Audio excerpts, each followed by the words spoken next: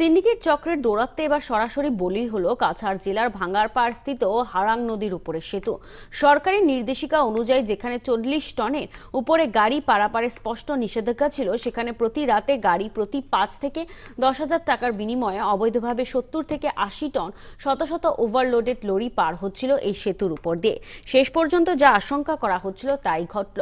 মঙ্গলবার গভীর রাতে 2টো নাগাদ দুটি ওভারলোডেড লরি একসাথে পার হওয়ার সময় ভেঙে পড়ে শিলচর কালাইন সড়কের অন্যতম গুরুত্বপূর্ণ সংযোগকারী হারাং সেতুটি।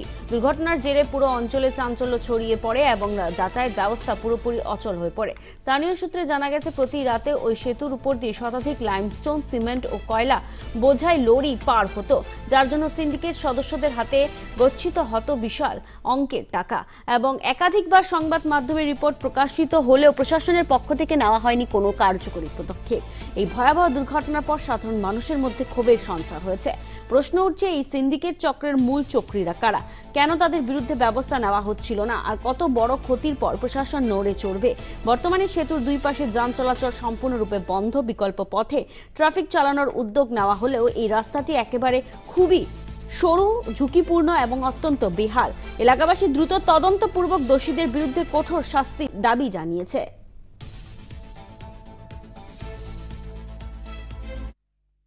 মানে আজি পুৱতি নিশা প্ৰায় 2টামান বজাত এই যিখন ভাঙ্গাৰপাৰ যিখন হাৰাং নদীৰ ওপৰত যিখন ব্ৰিজ আছিলে, লোহাৰ ব্ৰিজ আছিলে, ব্ৰিজখন কলাপছ কৰিছে।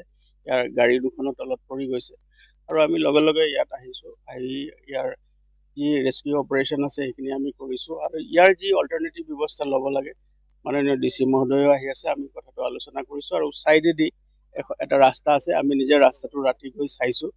যদি ল'ৰা ছোৱালী যিসকলে স্কুললৈ যোৱা ল'ৰা ছোৱালী আছে বা কলেজলৈ যোৱা যিখিনি ল'ৰা ছোৱালী আছিলে, তেওঁলোকে আৰু যিখিনি ব্যক্তিগত বাহন, সৰু গাড়ী, সেইখিনি যাব পাৰিব।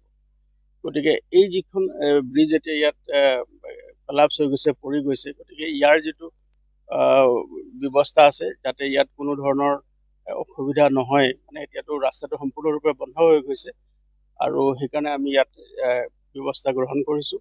তাৰ লগত DC মহোদয়ো আহি আছে। আমি গোটেইটো আলোচনা কৰি তাৰ কাৰণে যি বিহিত ব্যৱস্থা ল'ব লাগে আৰু রাইজৰ সুবিধার কারণে যিখিনি কৰিব লাগে সেইখিনি আমি। পুলিশ ফাঁড়ি একদম কিনারে, সেতুর একদম পার্শ্ববর্তী পুলিশ ফাঁড়ি, তারপরে এখানে চেক গেটও বসানো আছে।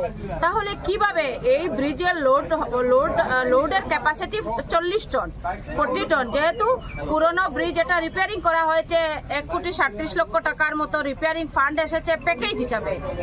ওদের যেগুলা চেঞ্জ করার দরকার ছিল হয়তো ওরা করেনি। বিভাগীয় PWD কে তো আমরা দোষারোপ করবই করব, সঙ্গে কাছাড় যে সিন্ডিকেট রাজের যে একটা গড় হয়ে গেছে, গতকালকে রাত্রে এটা প্রমাণ হয়েছে।